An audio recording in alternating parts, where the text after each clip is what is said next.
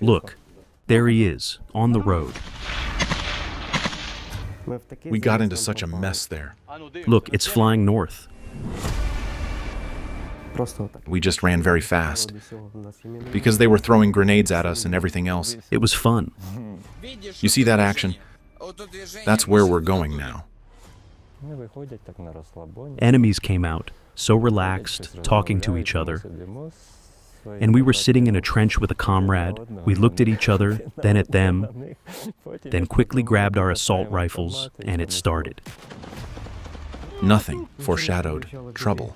And then, a huge explosion. Entrance was covered, everything. And we had to dig out for a long time. Shelling from all calibers, 24/7. Drone hunting and assaults every day. In this episode, you will find out more about those who take the main brunt of the Russian military machine, the Ukrainian Infantry, how they survive, how they prepare for battles, and how they fight, whether they believe in a truce, and what in general it is like to be in the first defense redoubt, all in the words of the soldiers themselves.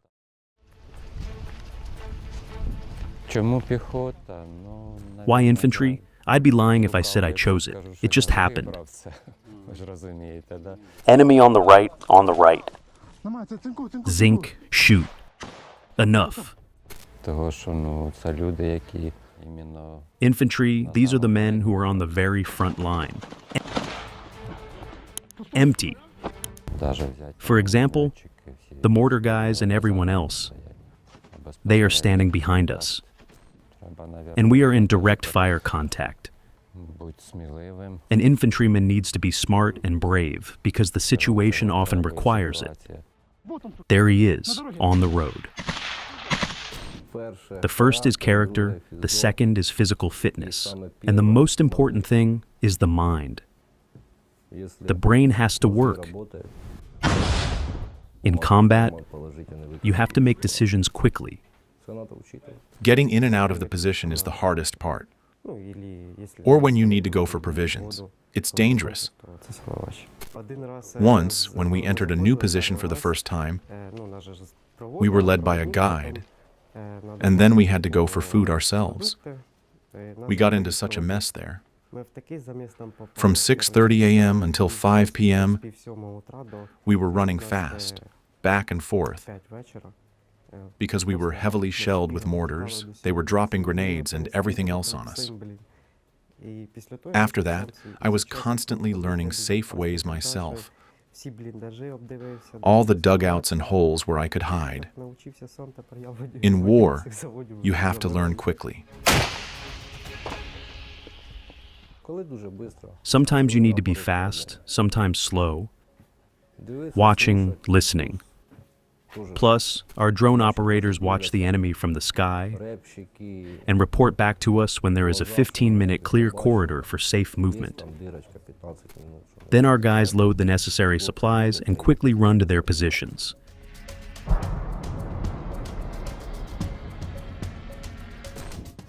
There is no such thing at the training ground. There, you have to learn this for at least 6 months, and that is not a fact. Here, in combat conditions, you learn everything very quickly, because it's a matter of survival. You need to watch everything attentively so that you don't stay here forever. Look, it's flying north. If an enemy drone spots you, hiding behind trees is not always the most effective way. You need to shoot and shoot down the drone and run away from this square, because another one will come and search for you.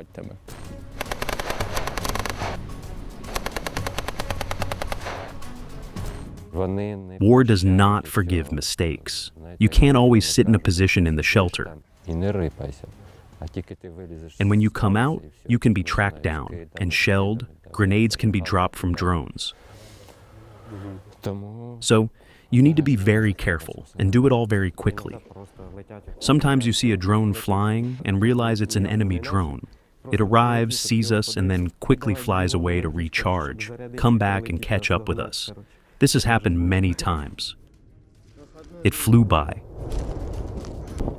You walk and look at your feet, listen to the sky with your ears. And you need to not only listen, but also look up at the sky, because a drone can fly up in front and hover over the path while you come to it, drop a grenade. I teach these things to our newly arrived guys. At first, everyone is always afraid. I explain to them that they should always look at the sky. When an enemy drone appears, you don't always have to run away from it or fall to the ground, as you become an easy target. This comes with experience. You need to first look at it and understand what kind of drone it is, whether it has drops or whether it is FPV. Even when you're walking in the woods on a path and it's quiet around you, you still need to look at the sky ahead of you as well. Because when the Mavic is hovering in place, you can't hear it well. You can hear it well when it moves. He can hover and wait for you in order to drop a grenade. And then, it is more dangerous to move with a wounded man.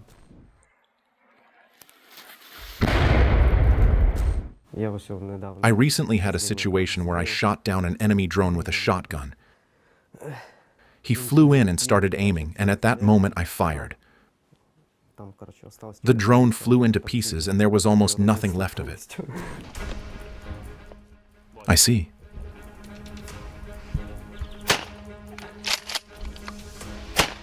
As for the 300s, those who cannot walk on their own, you have to carry them to the evacuation point.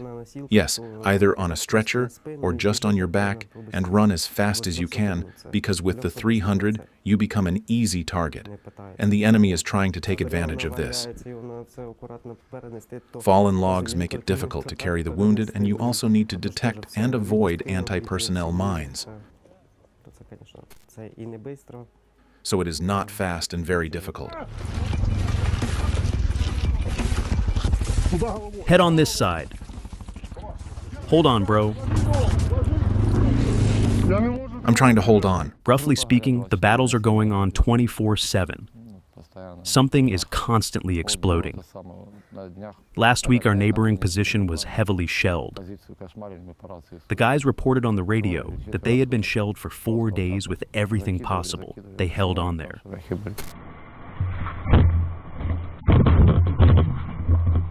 Guys, hurry up, damn it. Here. They regularly shell with the KABs. Our drones also give them nightmares. Enemy infantry, they're moving to their positions. Is it a URAL? I think so. They are carrying some stuff. I'm flying in. There are times when they try to attack in bad weather, in fog, in rain, at different times of the day, at different positions, at different distances. Here, I can't tell you specifically that they attack only in bad weather or vice versa. Only when the weather is good. You know their tactics. It's not a big secret that they try to put pressure wherever they find a weak point. And they go there in large numbers. Where they get their asses kicked, they retreat and just fire artillery. Then they look for a weak spot again. Our drones help a lot. They detect the enemy many kilometers away, if someone is landing there, etc.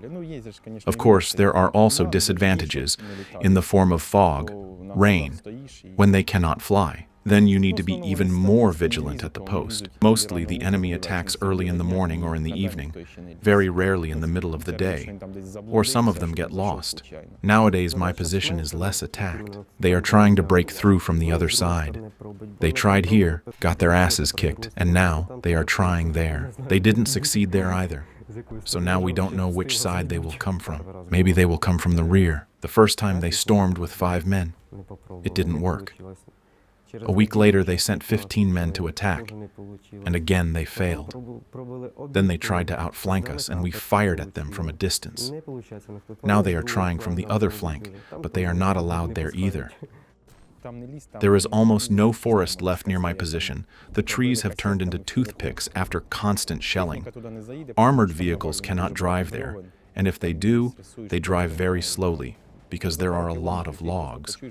That's why you can hear it from a distance. Mostly, they disembark infantry a few kilometers away, 5 to 6 kilometers, and move on foot. It is clear that our drones detect them. The enemy moves in pairs, keeping a distance of 70 to 100 meters between them. Rarely in groups of more than 5 people. Those we took prisoners said that most of them had no desire to go to slaughter. But there were barrage units behind them that did not allow to retreat. We're talking about convicts. Then, when they attacked us with 15 of them, they began to surround our dugout. And there were only 3 of us. Guys were shooting from 2 loopholes, and I went outside and threw grenades. I threw about 50 grenades. The battle lasted 4.5 hours. They attacked, retreated, and attacked again. Some of them were suppressing with fire, while others were trying to crawl up. They came within 2 meters and were shooting from the breastwork. I couldn't get out to shoot back, so I threw 2 grenades there, and that was final. Your attack failed. Welcome to Ukraine.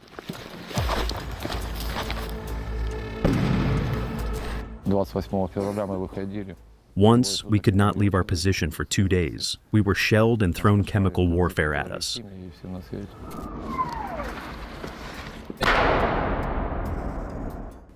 From the chemicals, your eyes, nose, and face burn very much. I was breathing in that shit, and it was very unpleasant. And the nose can bleed. It's unpleasant, really.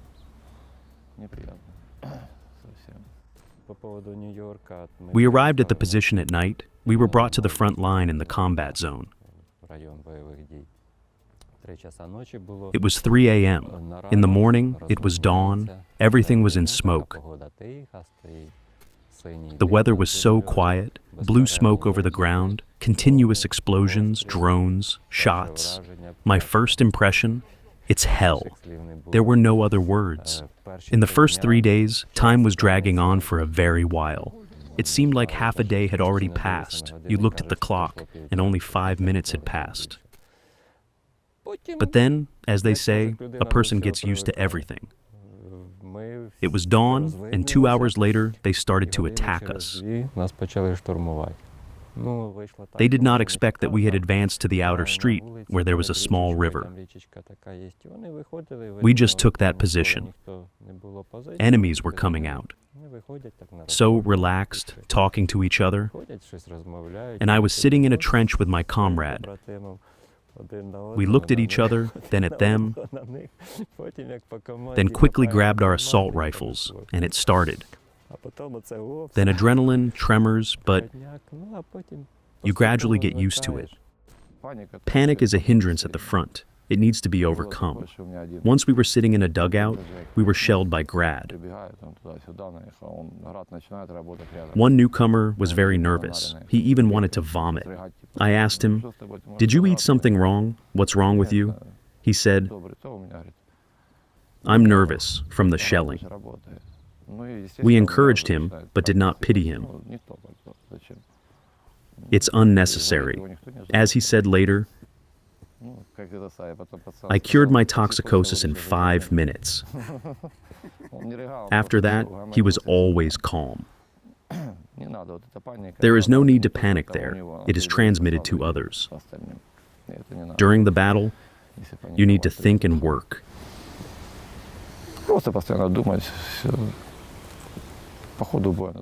Listen and make quick decisions. And everything will be fine. Those who have been directly involved in combat actions know that fear is always there, and at the beginning, it is even greater. In order to survive and be an effective soldier,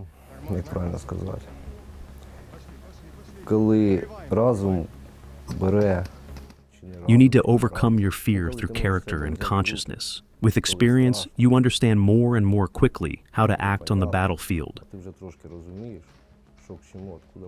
where to hide, where to move.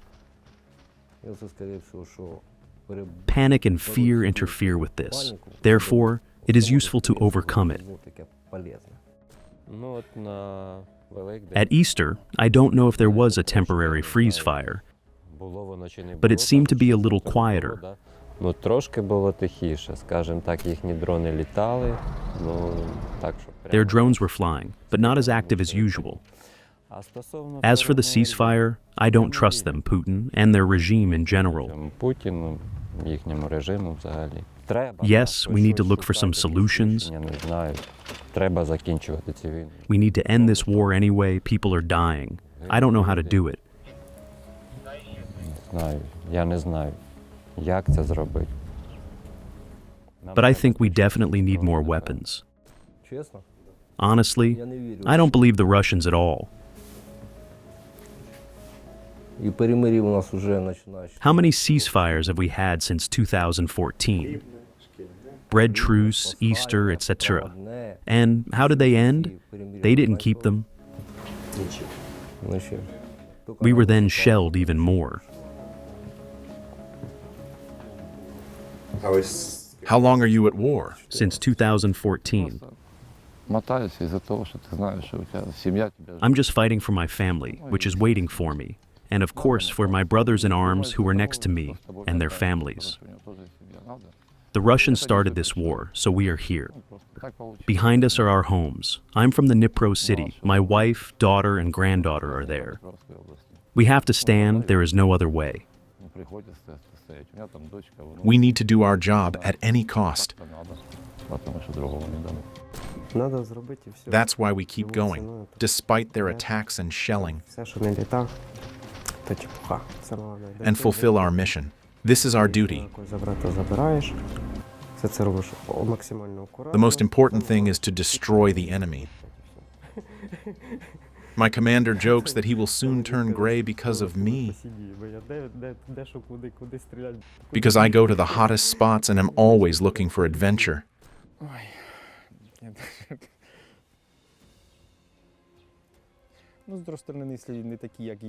I don't even know who, if not people like us, should defend our country. We have a comrade who was in the occupation. He told us horrible things. Therefore, it is better for us to stand here and hold the line than to retreat. This is our land. We have nowhere to flee to, so we will fight to the last. If you were interested in today's episode and would like me to continue doing episodes like this next, then let me know by hitting the like button and leaving a comment. You can support the author by the details in the description. Thank you.